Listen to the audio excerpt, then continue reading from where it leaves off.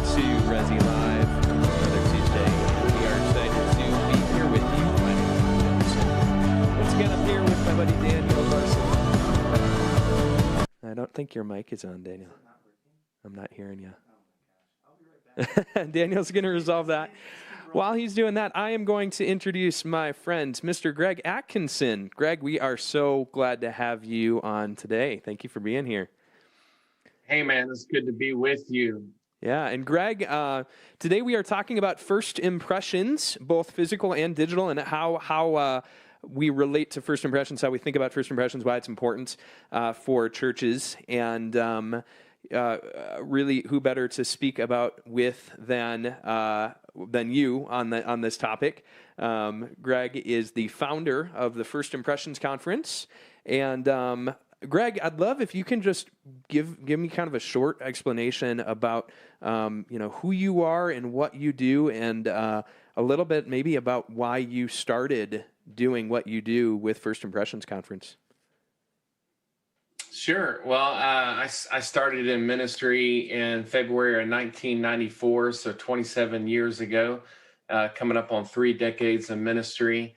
Started consulting, started speaking at conferences in 2000, started consulting in 2005, so 16 years ago.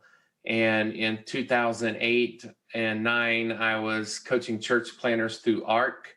A lot of people know ARC, Association of Related Churches. And the president of ARC, Billy Hornsby, who was a mentor of mine, we were sitting in a hotel lobby, and he said, Greg, you ought to be a secret shopper, and I'll write you your first endorsement. And I was off and running after that. He sent out a e-blast to the whole ARC network and told people they needed to hire me and bring me in. And I've been doing it ever since. So it's about 12 years now of secret shopping, 200 churches plus, and really love it. I just did it this past weekend. I just got back 2 days ago from Minneapolis and working with the church there. And before that, a month ago, I was in Ohio working with the church there. And so glad to be back in action. I took a whole year off during COVID 2020. From March 2020 to March 2021, I didn't fly at all. So glad to be back up in the air. That's cool. I want to talk a little bit. You mentioned, before we get too much into the First Impressions Conference and First Impressions overall, you talked about secret shopping for churches. I'd love to hear a little bit more about that. What are some of the things, like, if a church wants you to come in, what are some of the things that are on your mind as you're going through a church experience for the first time? And what's kind of the desire for them to ask you to come in and do something like that? Yeah, pretty much is word of mouth. I don't do any advertising or marketing, but I work primarily with mega churches, and it just spreads word of mouth. One church says we hired Greg, and they tell another church. And again, I've been doing this for 12 years, and so just built up a good reputation. And my business website for that is Worship Impressions, worshipimpressions.com. And so a lot of people find me through a Google search. If you search church secret shopper, I'm going to come up. I'm the number one thing that's going to come up. And so a lot of people are familiar with the secret shopper concept, and it's used in the business world. People secret shop restaurants and hotels and banks and car dealerships and airlines. And so when people think of, hey, I've heard of this concept of secret shopping, we need to bring somebody in to our church. When they go to search for that, they're going to come across me, and almost always will send me an email. And there's a get started form on my website where they can fill that out, and sends me their inquiry. But it's a great process. I look at everything from the street to the seat when I arrive, from parking lot to the pew. But in addition, one thing that separates me from most of my peers, there's only a handful of people that do this, but I do a very extensive online presence evaluation because, as you know, I'm a big fan of digital church and online ministry. And so I evaluate the church's social media, their website, their online service, they're streaming their church online. I evaluate all of that, and it just did that for this church in Minneapolis. I watched their church online. I evaluated their social media, critiqued their website, and did all that before I ever arrived. And um, it's about 100-page report. It's very detailed. There's a lot that goes into these secret shopper reports, but the first third is online presence. And then there's 2/3 of when I come in person, what I see and what I experience. That's so cool. I gotta ask, has that changed as far as your report? Has what you look for when you do a secret shopping experience, has that changed over the past year because of COVID? Oh yeah, I mean it's changed all along. I started this in 2009, and so yeah, that's 12 years ago. Yeah, so it's evolved. The whole process has evolved. I didn't first start out doing online presence evaluation. Then I added that in, and then I obviously didn't do church online and streaming and online service. And so now that's something that's added to the package where I evaluate what it's like to watch them from my home or computer or YouTube, and then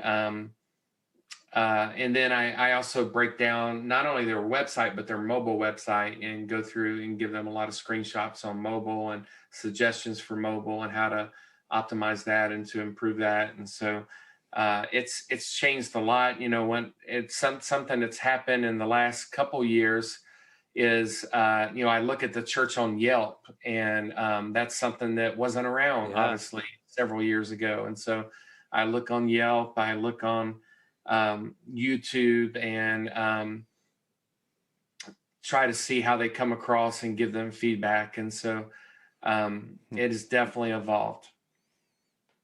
Wow, that is awesome. And I cannot even just how valuable that information is to have someone going through, all of your different communication channels and ways that people interact with you, considering the digital front door kind of age that we're in.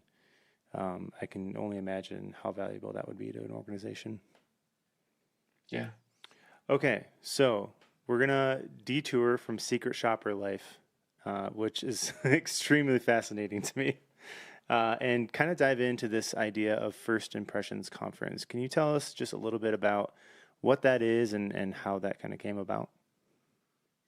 Yeah, so the First Impressions Conference, and it's just firstimpressionsconference.com for anybody that wants to check it out. We just announced today, and so it's perfect timing to be on with you guys today. We just announced today our fall theme, which is Dream, Inspire, Lead. We want people to dream again coming out of 2020, which was a brutal year. We want to inspire them and their team, because the leaders are tired, the volunteers are tired, and so we want to inspire them, and then we want them to lead like never before. And so we want to dream, inspire, lead, and I can show you a sneak peek of the website in just a second, but we started this in 2017, so this is our 6th conference. And we did one live in Atlanta, and we're planning one live last year before COVID hit in 2020. We're looking at maybe doing another one in 2022 live, but this one in the fall that we're going to do in November is virtual, which will allow us, through you guys and Resi that we use, and our streaming capacity, to reach way more people than we ever could in person. And so we're looking for about 30,000 people across the globe, in numerous countries, watching church online. The First Impressions Conference. And so the way it came about is I was doing a secret shopper for a church on the East Coast, and I went over the report with the executive pastor, and she said, "We just hired somebody to be over First Impressions. What conference should we send them to?" And I was speechless. I said, "There is nothing." I have spoke on First Impressions at conferences all over North America. I've been a track, a breakout, a keynote. I've spoke on First Impressions since 2000, but there was never a conference that was dedicated to First Impressions, guest services, hospitality, follow-up, assimilation, getting people assimilated into the life of the church, and starting with online, and then that first experience when they drive onto your campus. What is it like to create a welcoming environment and to create, like our theme was 2 years ago, a culture of hospitality? Mhm. And nobody was doing that. And so I talked with some friends and some peers and some guys that ran conferences, and they were like, Greg, this is your area. You need to go for it. You need to do it. And so we just jumped out there, took a leap of faith, and found an audience, found a niche, found people. The majority of our audience are lead pastors, senior pastors that care about reaching more people, reaching and keeping more people. We don't want to just reach them. We want to keep them. We want to come back. And we want them to return for a second visit and a third visit. And so it started and really took off, and we established our brand, established ourselves in the space before COVID hit. So when COVID hit in 2020, we already had 3 online conferences under our belt. And so we were established in that space, and were able to have a great impact and a great audience, and reached a lot of people in 2020, helping them. The theme last year was navigating a new season, because with COVID and the pandemic, everything was a new season for churches, and they were kind of learning on the fly. And so we helped them navigate that new season. And then now that we're coming out of that, and more people are vaccinated, and more people are going back in person, we're like I said, our theme is to help people dream, inspire, and lead. And so we're very excited about that. And like I said, we just announced our theme today. That's awesome. That's amazing. That's amazing. And I'm gonna share a phrase here, and I'm gonna ask you to finish it for me, because we've all heard the phrase, first impressions are so important. Or what's the phrase? I don't know. You never get a second chance to make a first Yeah, impression. yeah. That's the one. That's the one. That's the one. I did not write that one down, but that's the one. But so if first impressions are everything, tell us why. Sure. Well, 2 reasons. There's a biblical theological reason, which I've written extensively about in my my 2 books, Secrets of a Secret Shopper and Hospitality Ministry Handbook.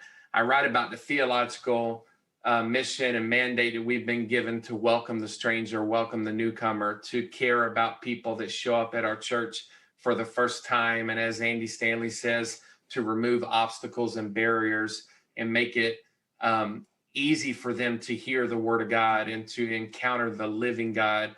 And so we want to create welcoming environments so that they feel at ease. I've said for years that first-time guests are fearful, anxious, and skeptical. And so they get fearful when they come to a church for the first time, and they get anxious and skeptical. And so we want to remove obstacles and barriers to help them feel at ease and feel at home. And then the second reason is, in today's world, like it or not, there is a consumeristic culture. Now, we don't teach that. We don't preach that.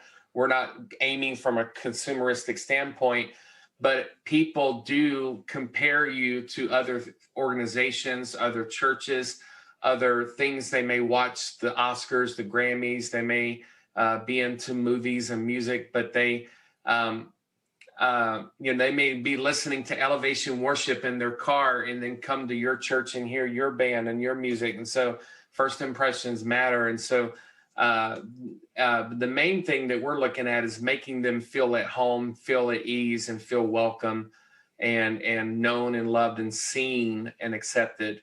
And so it matters big time. I know from a hospitality standpoint, Tom Rainer in his book said they did a lot of research, and they interviewed guests that did not return to a church and asked them why they did not return. And they said it was because after they had got past the parking lot team and the ushers and the greeters, and they sat down in the auditorium, nobody talked to them. So we help people think through things like this. We approach it. We have lead pastors and authors speak at our conference. And we have a lot of people that teach on the theology and the doctrine and the biblical approach to hospitality and to guest experience. And so we have a lot of people that preach deeper, like Rich Villadus did at our last conference in the spring. And then Dr. Leonard Sweet did last 2 years ago in 2019.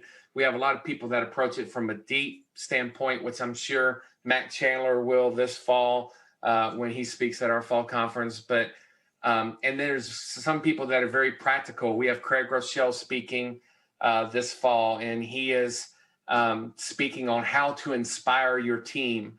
And so I mentioned that volunteers are tired, and we're coming out of a rough year where it was a big deal just to show up at church. Yeah. And so he's going to talk about how do you inspire your team and encourage them to keep showing up week after week after week, creating welcoming environments. But it definitely matters. Man, I love the focus just in it. I hear it coming across just of encouragement, of encouraging people's teams, and especially this time of rest after a very kind of stressful and unknown season. It sounds like that's a big part of what you do is just, and the speakers that are a part of this is just encouraging teams and encouraging churches that, you know, first impressions matter, and you can do it as a team. You just need to have a plan for it, and you need to be intentional about it. I think that's really cool. Absolutely. That's our heart. And it's the biggest emphasis we've ever had on it is this year in 2021 coming out of COVID.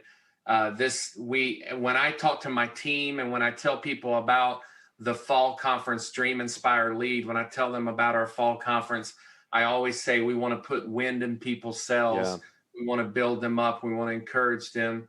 We want to come alongside them and inspire them to remember their why and remember why this matters and why it's so important as they get back in the swing of things of Sunday happens every week. Yeah. And so we definitely have a big emphasis this year on encouragement. That's awesome. I love that. As we talk about kind of the transition over this past year, obviously there's a much bigger emphasis on digital, and we talked about this from a secret shopper perspective. What does that look like from a digital context, and how can a church make the best first impression in a digital world? Yeah, it's so important these days. You know, I have been blogging about and secret shopping churches. My first blog on Church Online was in 2008, where I secret shopped Life Church and Central Christian in Las Vegas and Cross Point in Nashville and Seacoast in Charleston, South Carolina. And I have been writing about this and blogging about this. You can go back and look at my blog in 2008 and 2009, where I interviewed internet campus pastors is what they were called back then, before it was Church Online. And I took screenshots of what the experience looked like and talked about this for 12 years now, or 13 years. But I was working with the church this past weekend in Minneapolis, and they asked me a similar question. And they said, should we invest more in the online experience? They said there's a good chance at the end of the year, we're doing really well financially right now. We're going to have a budget surplus. What should we do with that? And I said, I would definitely invest in the online experience. They said, well, should we have a studio? Should we have a room where we do production? And I talked to them about doing a pre-show and a post-show and have an online host that talk to you 10 minutes before the service starts, maybe on the side of the stage or maybe in a studio space, right up until the experience starts. And then it cuts back to them after the experience for a post show where they do a wrap up and they talk about what they got out of the experience. And so I told them to invest heavily in it and to not pull back, but to keep leaning in. The tendency is to go back to what we thought was, quote, normal. Now, okay, COVID is behind us. People are vaccinated. People are coming back. Our attendance is slowly starting to rise. Let's get back to focusing on people in the room. And I spoke at the Church Online Summit, and I said there will always be people on the other side of the camera. We should always look out and say, good morning, welcome to First Baptist Church. And for those of you watching online, welcome to you too. We're so glad you tuned in. From here on out, there will always be an audience watching at home, in their office, in their car, on YouTube, on Facebook Live, on the church website. There will always be people watching online. And so I talked with the last two churches I worked with as a consultant. I talked with them about people watching locally that live close to the church. They just haven't come back yet, but they're watching online. And then I talked about the global experience, the global mission field of how you could have people in the Philippines and Taiwan and Tokyo and Australia watching your service and participating and maybe resonating with your culture and your vibe and your pastor's teaching. And so it's such a huge mission field, and we've been called to reach the nations. And so why not use the technology that we have? And it would be a real shame if you upped your game and you invested in it in 2020 during the pandemic to just set all that aside and go away from it. Now we should still be streaming every week. We should be using resources like Resi and investing in cameras and maybe a studio space or an empty room or a closet or something that we can do to create these environments that are welcoming and pleasing to the eye. But I would say let's just keep pressing the gas forward. Let's keep moving ahead. Let's not go backwards. Normal as we knew it does not exist anymore. Carrie Newhoff has been teaching on that for a long time. It does not exist anymore. And so let's keep leaning into the technology and to the experience for the advancement of the gospel. This is not about being cool or trendy or cool for the sake of being cool. This is about reaching people with the good news. Yeah, that's awesome.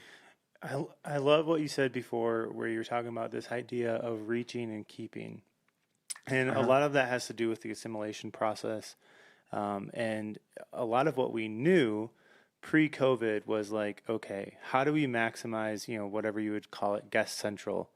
And how do you got someone there, how do you make them feel welcome? How do you make them stick?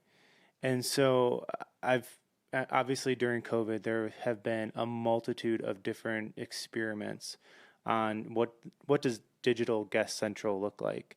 Can you talk to us a little bit about what you've seen work really well and maybe some things to try to avoid, especially post-COVID now, where there is the option to come in, through the doors, but those online, kind of digital guest centrals are still, a really important thing. Yeah, absolutely. And so I talked about ever since 2020, when COVID first came on the scene, I was speaking out and helping churches navigate through this new season. And one of the things I talked about was having an online connection card, having an online connection card on your church website that people can fill out. And what I talk about is leaving it there and pinning it to your homepage so that if I stumble across your website on a Tuesday night or a Thursday morning, I can fill it out. It doesn't have to be Sunday anymore. Matter of fact, you can rebroadcast your services. You can watch on demand, which I know you guys are investing in. You don't have to just watch Sunday morning at 11 a.m. Life Church has been doing this for years. Why can't I come to your church website on a Tuesday and watch this experience, watch the service? Why can't I arrive on Friday night and watch the service? And so leave a digital connection card. And then also, as I partner heavily in our conference this fall. We're doing a big partnership with my friends at Texton Church, but to have a texting option, because for me, when I'm at home and I watch several church onlines every week, a lot of people that use your services, I watch them at home.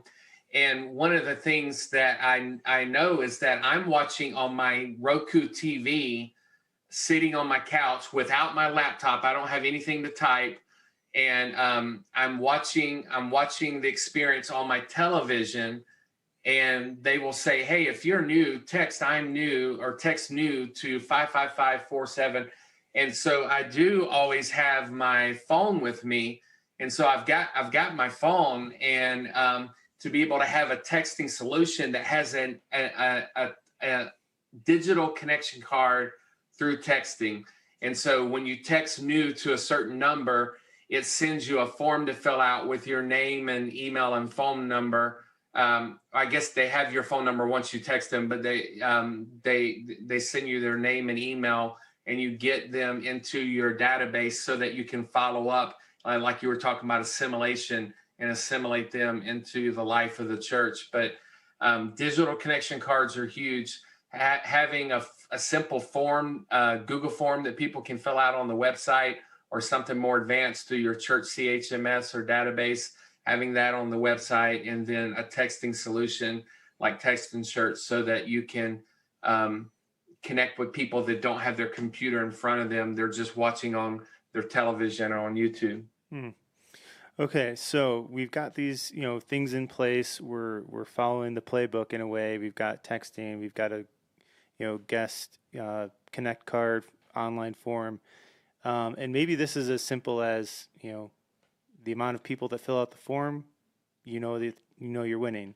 But are there some other key metrics that we can keep an eye on from a guest services standpoint to help us know that like our assimilation process is actually working, and to know when it's not and when to adjust? It is new ground. It is something that we are pioneering as the Big C Church, and figuring this out as we go. It's kind of like building the plane as you fly it. I was talking, I'm not going to say the name because it would blow minds if I told you the church, who they were, how well known they are, and how good they are at what they do. But I was talking to one of their executives a couple years ago, and I said, what do you think about Church Online? Because they have an amazing one, and they have a globally known one. And he said, man, we don't even know how to count it. We don't even know what it means. We don't know if it's good, if it's bad. We don't know if we're knocking it out of the park, or if we're just barely scratching the surface, and we don't have any idea how to count it. And then I talked with both of these churches were in the top 10 largest churches in America, top 10 largest churches. I talked with another church in the top 10, and he said, Greg, would you come facilitate and host a get-together for the top 10 or top 25 largest churches in America, for us to get in the room and to think through, how do we use Church Online, and how do we come up with metrics? This was before COVID. This was a conversation we were having pre-2020. Wow. But and then because of COVID, we ended up not being able to get in a room. But we were talking about, how do we track this, and what do we look for? I think some things that make sense to me is if you can tell the amount of people watching your analytics, the amount of people watching your experience, and then the people that may raise their hand or may fill out a digital connection card, and how you assimilate them and track them and follow up with them. And if they drop off or if they get plugged in, obviously you can only work with what you have. And so if people fill that out and you've got them in your system, then you can work with that. If they don't fill it out, you've got nothing to work with. But if I'm seeing thousands of people tuning in online and I've only got 2 connection cards filled out, I would be worried. I would just look at normal metrics in a church. I think if I have 2,000 people in a live experience, I should have at least 20 guests. And so looking at those metrics as they relate online would also help to know if we're hitting the mark. That's awesome. Well, Greg, it's been a huge pleasure to have you on, and I know you'll talk about all that and a lot more at the First Impressions Conference. And I just got to say, I mean, I've watched the event every year. You guys do an incredible job with your production. You always get the most insane lineup. Literally, I don't know how you are so connected with the people that you have, because you have the best speakers. It's really a great event. And do you want to see a sneak preview? I would love to see a sneak preview. Yeah, I'd love to see what you have share this my year. Screen? Yeah, absolutely, for sure. Okay. I want to show you. It looks like I need to be allowed to share the screen. I don't know if you. have that ability. Yeah, I can take care of that. Just give me 1 second. Okay. We have 44 speakers this fall. 40 of them are keynote speakers. We're having trouble trying to figure out who are the breakout speakers and who are the keynote, because 40 of the 44 are actual keynote speakers at other conferences. Sure. There's some well-known speakers and leaders and authors, practitioners. We have an executive from Chick-fil-A. We have New York Times best-selling authors like John Gordon, who wrote The Energy Bus, and John Townsend, that wrote Boundaries with Henry Cloud, which is an international bestseller. Absolutely. I think everybody in ministry needs to read Boundaries. Yes. But Craig Rochelle is a New York Times best-selling author. Christine Kane is a New York Times best-selling author. Those are all speakers at our conference, and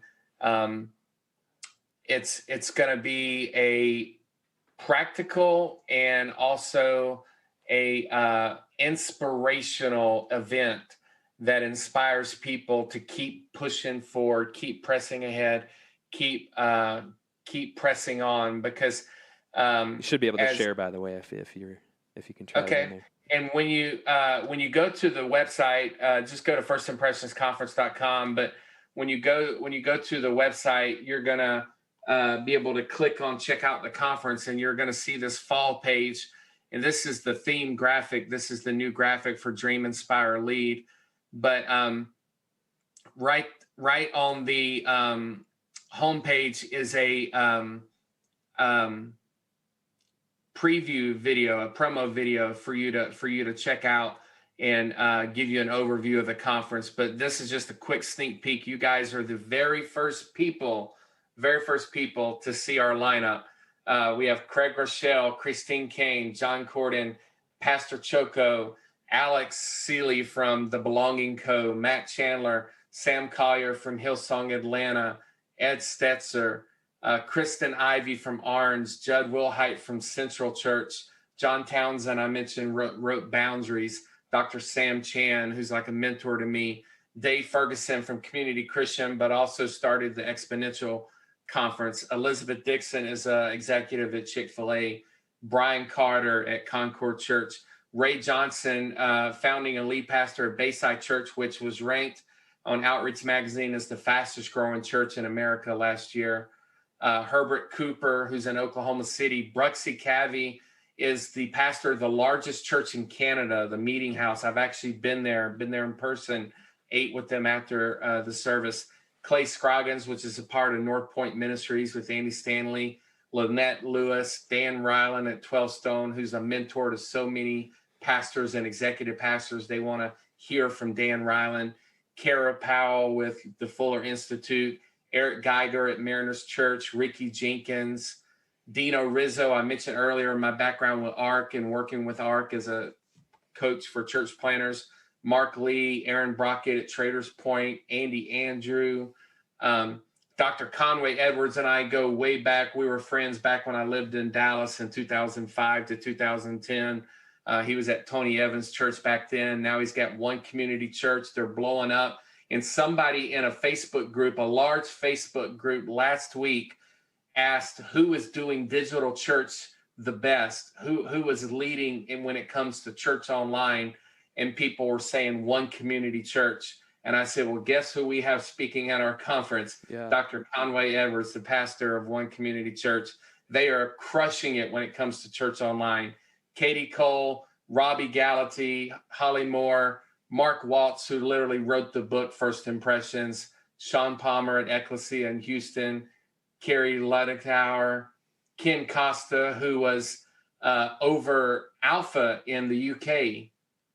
A lot of churches use Alpha. Grant Skeldon with Q Ideas, Sherry Surratt, Cheryl Nimhard, who has a radio show and TV show in Canada, Brad Lomenick, that used to be over the Catalyst Conference, Makita Keys, that's at the Potter's House in North Dallas, Kay Chung's a longtime friend of mine, also goes back to my Dallas days, Mariano Brisbane, who's an online pastor, going to be talking about the online experience, and then Andy Wood at Echo Church in San Jose, California. I was talking to my friend Brad Lomenick, And he said, Greg, you have got to connect with Andy Wood. They are doing some amazing stuff, and their church is just crushing it.